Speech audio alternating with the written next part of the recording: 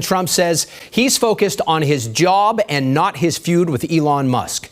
But the president is considering a move that illustrates just how much his relationship with Musk has deteriorated. CBS's Erica Brown is live for us at the White House tonight with the very latest. Erica?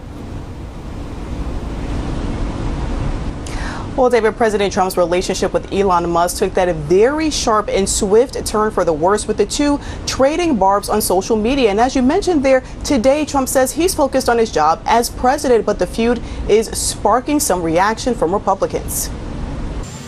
Mr. President, will you cancel Elon's contracts? President Trump told CBS News' Robert Costa Friday that he's focused on the domestic and foreign policy matters of his presidency, not on Elon Musk, in the wake of their very public falling out. Trump and Musk, who just a week ago praised one another at the White House, traded insults and threats on social media Thursday after Musk called President Trump's signature budget package a, quote, big ugly bill, arguing it would add trillions to the deficit. The White House denies that. With respect to what Mr. Musk has been saying about the big, beautiful bill and overspending and things like that, I think that that dog won't hunt when you do the math properly.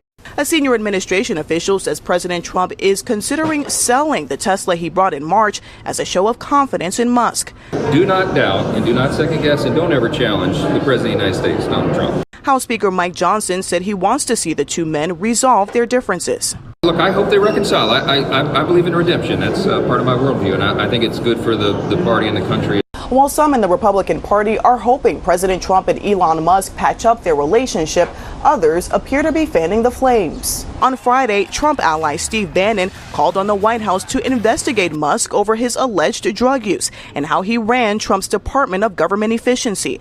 Bannon also questioned whether Musk's path to becoming an American citizen was done correctly. Musk responded on social media Friday, calling Bannon, who served 4 months in prison, a criminal. Erica Brown, CBS News, the White House. Now, CBS News has learned that Elon Musk does want a call with President Trump, but so far, the president has not yet made a decision. David, Lisa? All right, Erica Brown in Washington, thank you.